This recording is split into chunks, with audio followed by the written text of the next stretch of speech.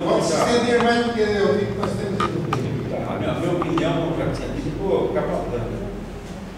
Eu achei que foi o maior de todos. Porque se veja só, nas mínimas coisas, o homem é genial. Por exemplo, todo mundo sabe que a partir de abertura, meio jogo e final. Certo? Aquele livrinho tem. Só que o Capablanca pega esse negócio aqui e transforma no final com objetivo estratégico. Ninguém pensa nisso. Mas o homem pensa. Então ele jogava em função, por exemplo, de chegar no final superior. Ele sabia o que era. Então os lances deles lá, dele já está vendo no final. Quer dizer, só por aí você já vê que onde é que eu vivo, um mundo completamente diferente. Entendeu?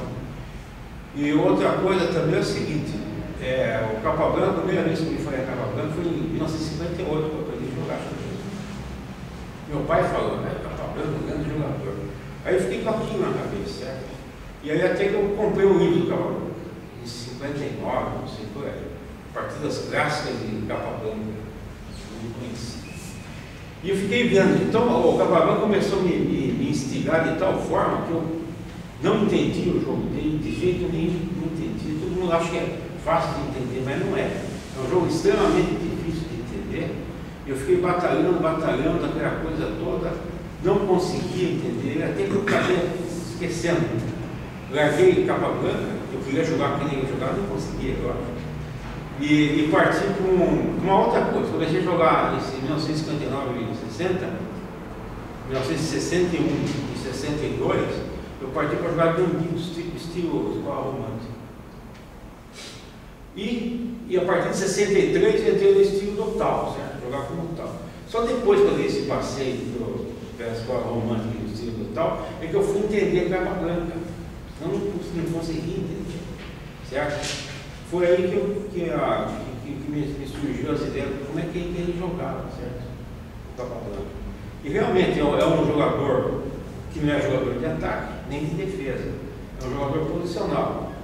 Mas não é um posicional tipo Stein, Starrache e o Elis Casas. O Elis Casas eu digo porque é o estilo que domina o Brasil. Tudo que o Elis Casas falou no livro dele, é porque o brasileiro repete. Ele não é um jogador posicional desse estilo, e nem do estilo de Resolvite. Ele é um jogador posicional diferente, completamente diferente, entendeu? E que, fazendo as comparações, estudando essa coisa toda, na evolução que eu fiz, eu cheguei à conclusão seguinte, que ele é um jogador operacional, certo? Ele é operacional. Comparando na guerra, só para a gente ter uma ideia, o Capablanca no xadrez é o que Rudênia, Manstein e Rommel era nos tanques. São gêmeos operacionais, absolutamente operacionais, entendeu? E o Capablanca no xadrez é isso aqui. O que ele faz então?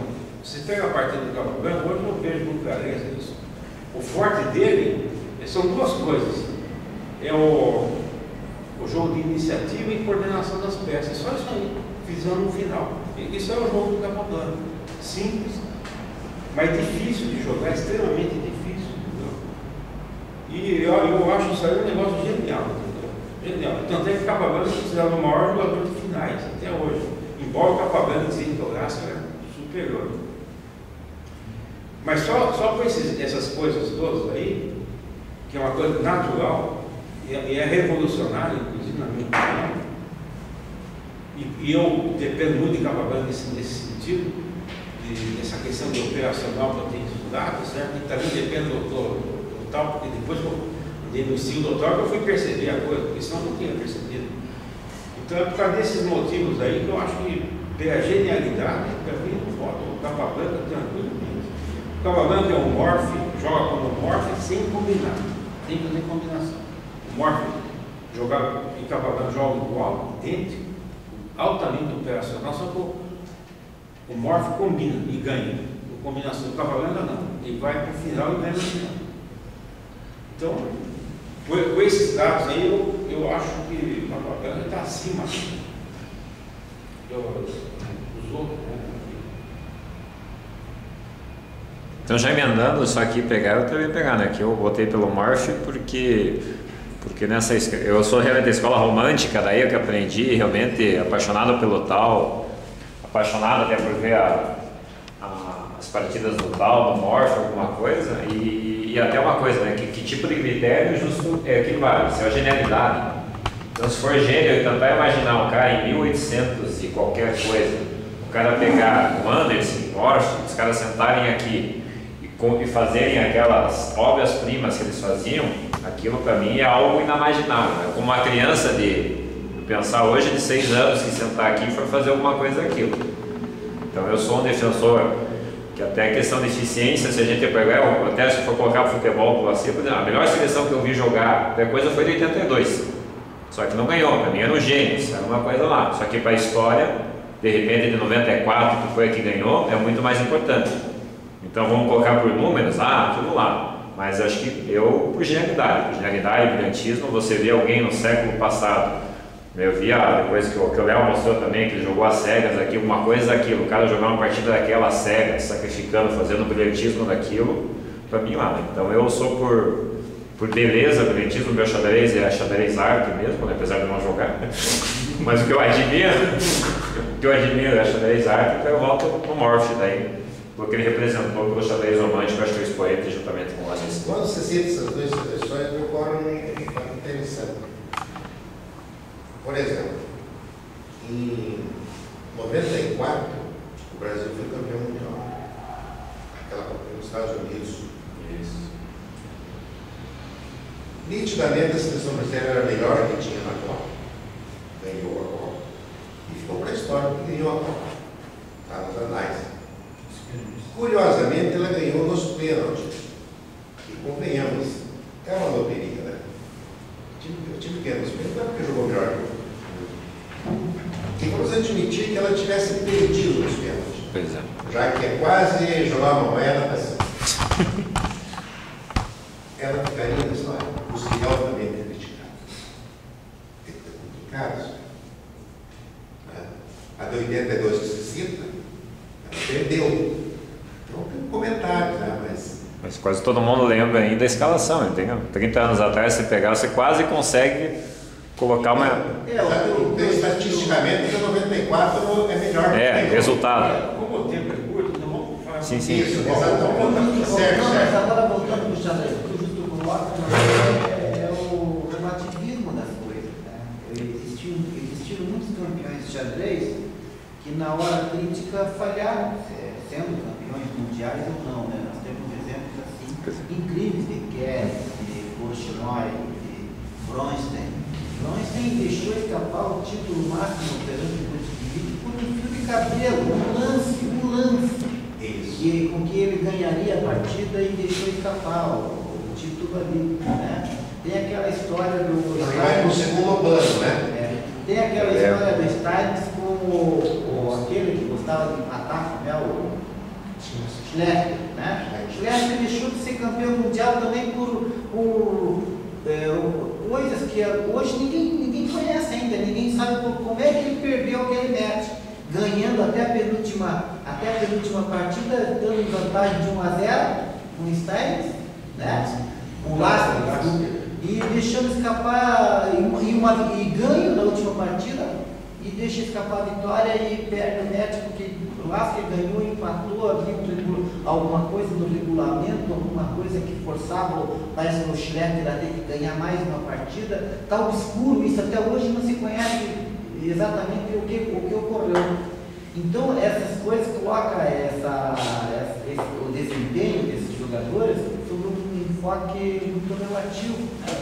O Henrique falou, o Capablanca reúne todos os méritos que o Henrique comentou, e isso é verdade. Eu mesmo estudei Capablanca na minha época e achava o jogo dele genial, mas eu pendi mais para 2 jogadores. O primeiro foi Tal e o segundo foi Alekhine, justamente por uma questão de gosto pessoal, que eram os estilos com os quais eu mais me identificava na época. Rapidinho, há muito tempo atrás, uma indústria petrolífera, para concorrer com a outra, dizia assim, como mascotinho dela, ela pôs um ratinho e dizia assim: quem não é a maior tem que ser a melhor. E ela combatia a outra, então, que era tida como um elefante. Quando a Itália foi campeã em 82, o técnico, Bearzot, ele pegou e disse o seguinte, reconhecendo que o Brasil era melhor, implicitamente, ele não falou em Brasil. Mas ele falou, quem não é o melhor tem que ser o mais inteligente. E isso que eu queria também colocar aí, uma provocação. Será que o melhor jogador de xadrez foi o mais inteligente? Será que o Capablanca, como o melhor, ele foi mais inteligente que o Alekhine? Será que o Kasparov, melhor que o computador, ele foi mais inteligente que o pessoal lá da IBM, lá que manipulou e fez, né, o ser humano entrar lá para fazer um lance inferior que acabou desmontando emocionalmente, psicologicamente o Kasparov, e depois, talvez sem caráter, talvez já imitando o Alekhine, não deu revanche? É porque era questão até de desqualificar. Né? Ele tem uma história que as ações da IBM valorizaram bastante. A máquina, né, que jogou contra o Kasparov, levemente adaptada, foi o que acelerou o projeto Genome em quase 3 anos. É a mesma máquina. Um projeto que estava sendo investido milhões e milhões, que o pessoal se uniu, aí os grandes que estavam lutando, para poder acelerar em vários anos, mas foi com a ajuda do Deep Blue. Aí a questão é a seguinte, muitos querem desqualificar o Fischer porque dizem que ele fugiu do Karpov. Me parece que quem acompanhou naquele momento a coisa não era bem ele fugir de alguém. Era ele querer defender um sistema que, de certa forma, prevaleceu. E hoje o pessoal aceita. As críticas que ele fez. O pessoal hoje aceita. O sistema beneficiava muitos russos. A tese dele era essa e ele estava certo. Que os próprios... Tanto é que depois a FIDE reconheceu isso e mudou as regras. Então perturou as sugestões deles. Como, de repente, no futuro, ainda o sistema 960 lá possa ser muito mais usado. Okay? Se o Fischer fugiu do Karpov, o Deep Blue não fugiu do Kasparov, Capablanca não fugiu do Lasker. O Tarrashi. Assim como a Alekhine. Tarrashi do Lasker. Então são coisas para a gente pensar. Mas essa daí, será que o melhor é o melhor realmente? Ou se tem alguma coisa acima do melhor? O Osaka tem a pré-resposta aqui, Osaka. Qual que é, Osaka? Duas observações, né? Antes do meu voto. O Deep Blue, até onde eu sei na época, era porque o computador para jogar xadrez, eles dividem em 2 partes, processador e programador. Na época, a IBM lançou um processador revolucionário e não tinha sido testado. Eles queriam fazer um AUE porque o chamado mainframes estava em baixa. Eu acredito, independente de Kasparov ser tão bom quanto eu imagino ser, eu acho que houve alguma coisa. Tá? Correu muito dinheiro. A IBM jogou dinheiro altíssimo. Agora, tudo é suposição. Segundo, quem leu o e-mail do Márcio Mestron? Ele vai botar no Márcio? Bom, quero dizer, né? Falamos do Márcio. Quando o Fischer morreu, o Kasparov me mandou e-mail e disse: Márcio, só restamos nós dois. Márcio, só restamos nós dois. Ótimo. O meu voto, então, vai para o seguinte. Eu muito tempo não jogo, não tenho mais muita paciência, muito menos técnica. Eu aprendi a conhecer o jogador que eu vou defender em 68, 10 anos depois do amigo Henrique, por um tio meu e um jogador que talvez alguém de vocês conheça, Ricardo Sampaio. Jogava com ele em Londrina e me foi apresentado Capablanca. Me apaixonei, né, com meu talento bastante restrito, mas eu vejo o Capablanca sim, talento, inteligência, independente da época, sem recurso. Aí vem aquela questão, será que ele é tão inteligente quanto Alekhine? Foi campeão ou não? Eu defendo o Capablanca independente disso, eu sou romântico.